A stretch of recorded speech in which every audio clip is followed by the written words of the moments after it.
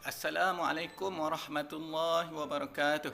Hai, kami dari Kumpulan 9. InsyaAllah pada hari ini kami akan berkongsi kepada audien sekalian mengenai pengurusan kewangan bijak.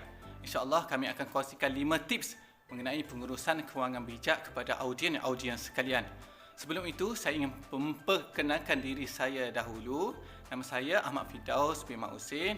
Okey, seterusnya tips-tips ini akan dikongsikan oleh ahli-ahli kumpulan saya. Okey, tips yang pertama akan dikongsikan oleh saudari Ailin. Okey, tips yang kedua akan dikongsikan oleh saudara Basir. Tips yang ketiga akan dikongsikan oleh saudari Ain. Okey, tips yang keempat pula akan dikongsikan oleh saudari Aisyah. Okey, tips yang kelima dan tips yang terakhir ini akan dikongsikan oleh saudara Amir.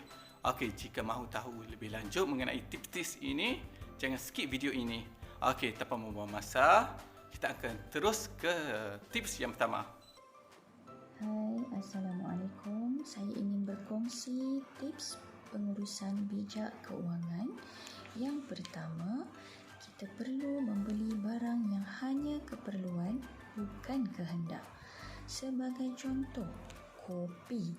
Kopi yang di tepi jalan atau di pasar malam rasanya sama sahaja dengan kopi yang berada di premis-premis mewah. Cuma yang membezakannya cuma suasana dan jenama. Beli kereta ikut keperluan dan kemampuan, bukan bertujuan untuk menunjuk-nunjuk. Urusan kewangan bijak yang kedua ialah elakkan berhutang.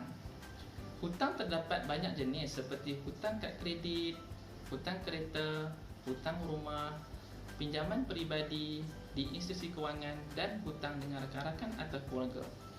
Hutang jika kita tidak dapat menggunakan ataupun menguruskan dengan baik, ia menandakan kita telah berbelanja di luar kemampuan dan ia akan memberi kesan buruk kepada diri kita seperti yang pertama, tekanan emosi, yang kedua, hubungan dengan keluarga terjejas, yang ketiga, menggalakkan sikap boros dalam berbelanja dan yang keempat, menghadapi risiko untuk muflis.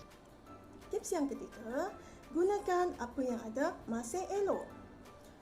Seronoknya apabila kita berjaya melangsaikan bayaran ansuran bulanan kereta yang telah kita tanggung selama beberapa tahun.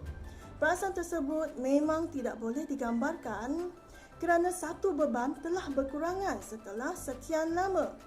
Jangan mudah terhasut untuk membeli kereta baharu apabila kita melihat adik-beradik, rakan, jiran kita membeli kereta baharu. Selagi kereta kita masih dalam keadaan yang elok, tiada mengalami sebarang kerosakan, maka bersyukurlah apa adanya. Kerana kita masih dalam keadaan yang bernasib baik, memiliki kereta yang memudahkan urusan seharian kita. Cuba kita lihat masyarakat di sekeliling kita yang kurang bernasib baik, ingin memiliki kereta walaupun status terpakai. Oleh itu, tidak perlulah kita berlumba-lumba untuk membeli kereta baharu. Utamakan yang lebih penting.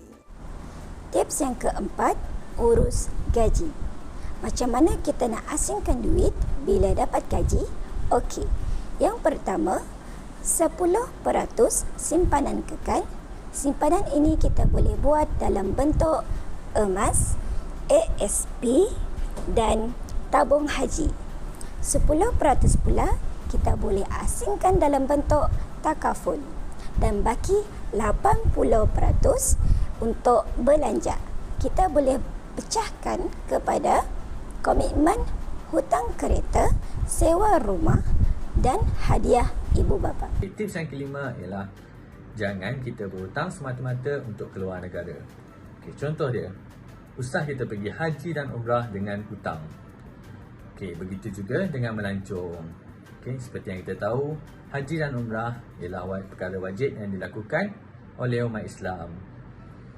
Okey, jika kita pergi haji dan umrah dengan berhutang, bermakna kita tidak mampu menunaikan haji dan umrah.